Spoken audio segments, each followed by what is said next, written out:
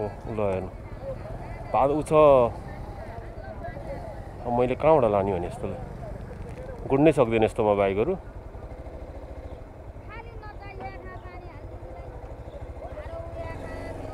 बरु यस्तो पुरा चिप्लो छ के माटो ऊहरू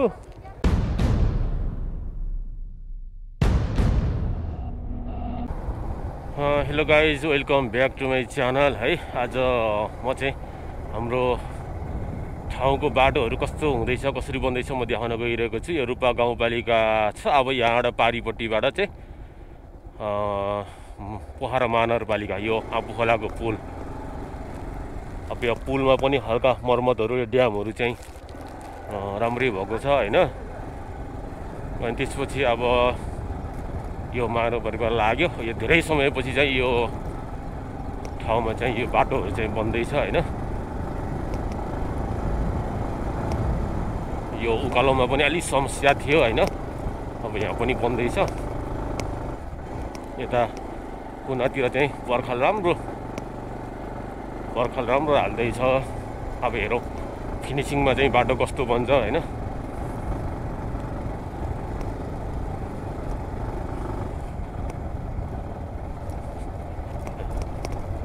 यो दुई साइडै वाल लगाएको छ।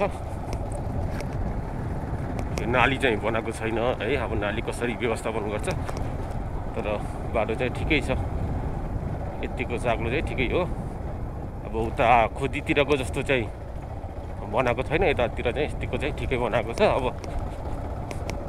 काम चाहिँ सकेसम्म छिटो गरिदियो चाहिँ हामीलाई सहज हुन्थ्यो। अब यो बर्खामा त यो बाटोमा त पानी परेपछि चाहिँ हिँड्नै सकिँदैन।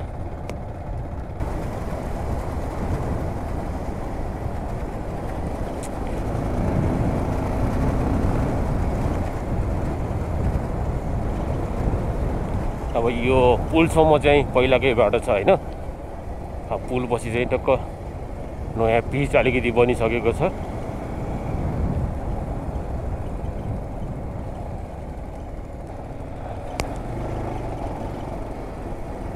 अब यहाँबाट चाहिँ बाटो विस्तार छ होइन। यो 4-5 दिन मात्रै भयो यो पिच बनेको चाहिँ। दुई साइडै पिच कम्प्लिट भएको 4-5 दिन मात्रै भयो।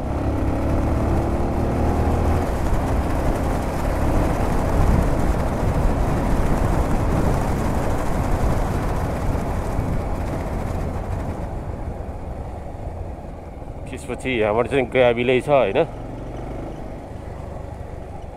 यहाँ कस्तो राम्रो चौतरा छ कि यो दुईवटा होइन। तर यो चाहिँ फालेको छैन अहिलेसम्म। अब यो चाहिँ त जान्छ। यो भित्र परेछ यो चाहिँ त पक्कै जान्छ चौतरा। र यस्तो चौतराको चाहिँ संरक्षण गर्नुपर्छ। अहिलेसम्म फाले छैन। अब फाल्छ कि फाल्दैन चाहिँ हेरौँ। अब यहाँ सम्झाउँदैछ बाटोहरू।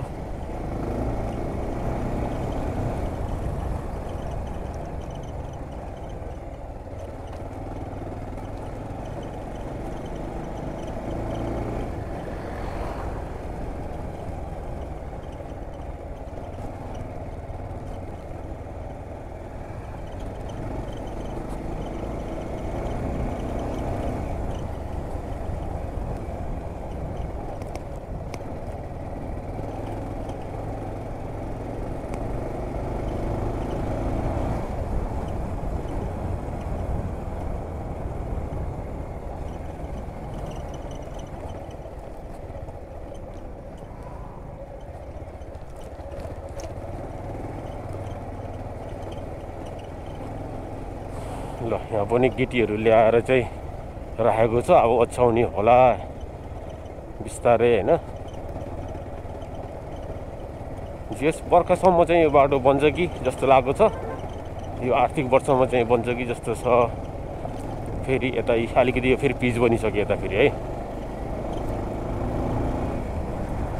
अब यता पिच बनिसकेको छ। यो बाटो पनि 2-4 दिन मात्रै हो खुलेको। नत्र सधैँ यताबाट हिँड्नु पर्थ्यो होइन। अहिले 2-4 दिन भयो सबै यहाँ बाटो खुलेको छ।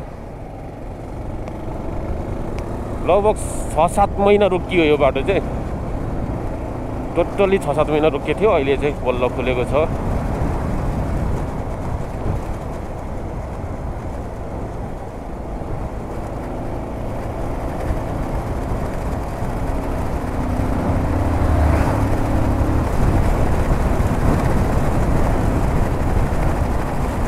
यसलाई चाहिँ खुदी भन्छ है, खुदी भन्छ।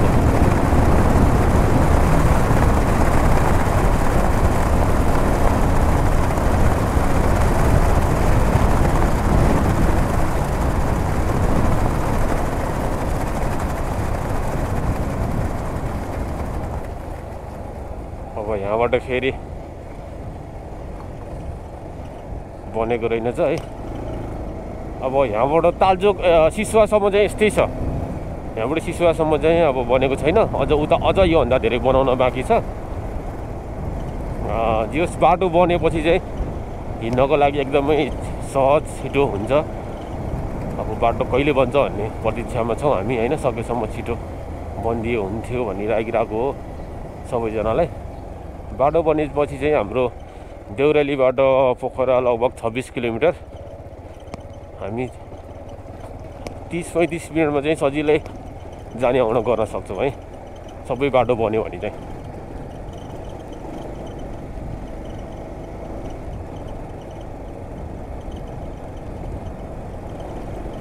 यो खुदीतिर पनि यस्तै छ सबै।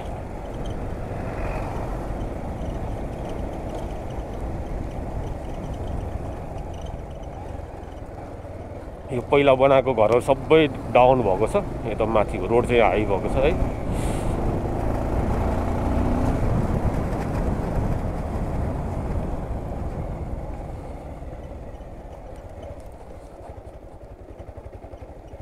यतापट्टि यस्तो पानी हालिदिएको रहेछ, पानी हालेसितै बाइक फोहोर पनि हुने अनि चिप्लिने पनि आपत छ।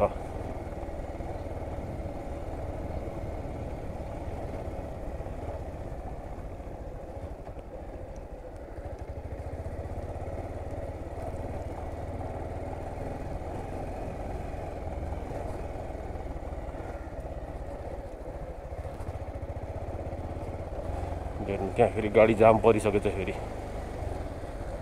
यस्तो बाटो भएपछि हिँड्नलाई गाह्रो छ गाइस, गाह्रो छ।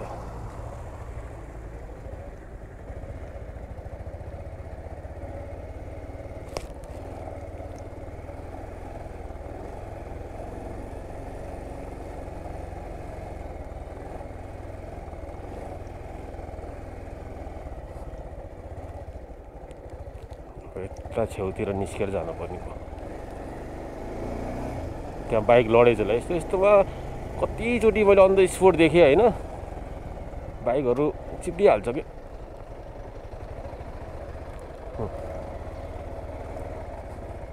हो कुद्नै सक्दैन कि यस्तोमा बाइकहरू लग्यो नि त।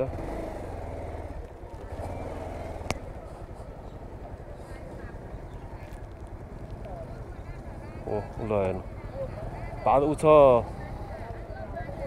मैले कहाँबाट लाने भने यस्तोलाई गुड्नै सक्दैन यस्तोमा बाइकहरू।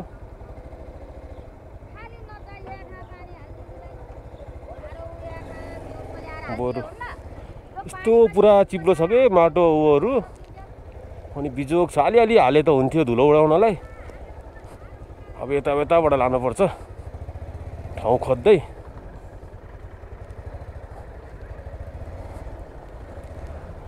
दुई पाङ्ग्रेलाई गाह्रो छ गाइस, फर्किनु भयो उहाँ सर तल, अब अर्को बाटो फर्किने होला।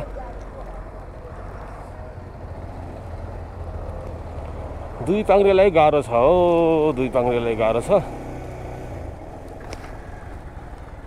पुरै वहीँसम्म त्यस्तो रहेछ कि। फेरि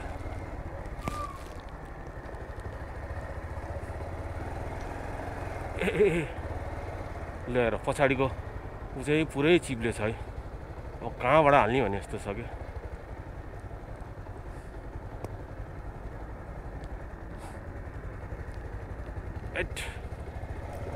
यता छेउछेउ खोज्नु पऱ्यो। अब रङ बाटो भयो भने के नि गाइस, बाइक चिप्लिनुभन्दा छेउछेउ जानुपर्ने हुन्छ। अब खाल्टाखुल्टी भयो पनि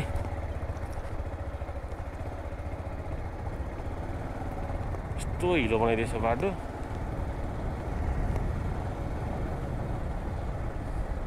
एकदम धेरै पानी हाल्दैछ क्या।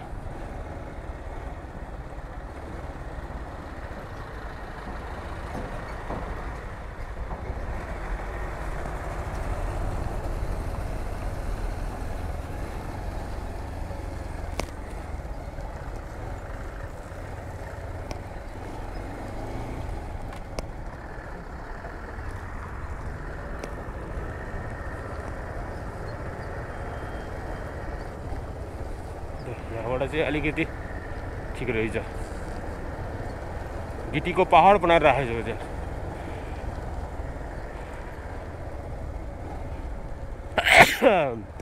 राइट। गिटीको पहाड छ।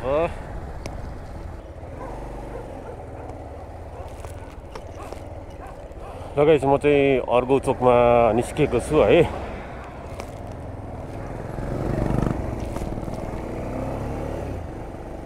यहाँको चाहिँ एकतर्फी बाटो चाहिँ मजाले बनेको छ। ल यहाँ के लफडा भयो फेरि।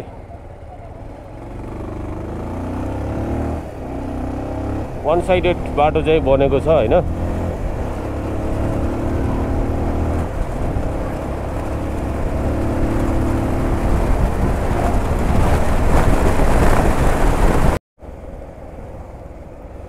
यो सबै यो पुलको लागि बनाएको है, बिमहरू हो। त्यो साइड साइडमा बनाएको छ। अब यहाँबाट यति लामो यति ठुलो कसरी बोकेर लान्छ होइन, कसरी लैजान्छ जस्तो लागेको छ मलाई। हामी विजयपुर आइपुग्यौँ।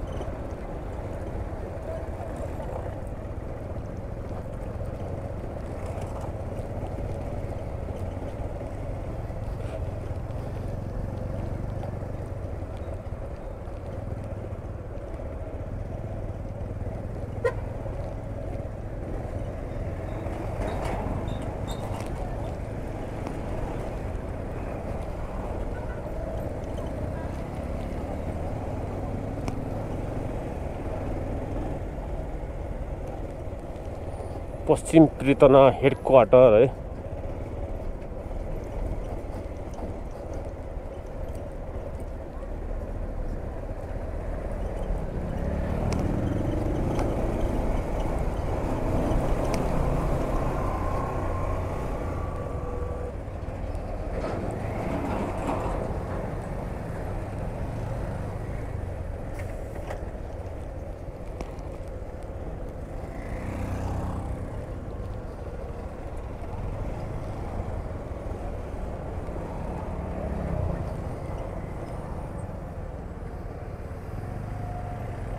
यो राइट साइडमा चाहिँ पहिलाको पुरानो पुल उतापट्टि भयो होइन, त्यो र अहिलेको पुलको बिचमा चाहिँ पुल बन्दैछ है।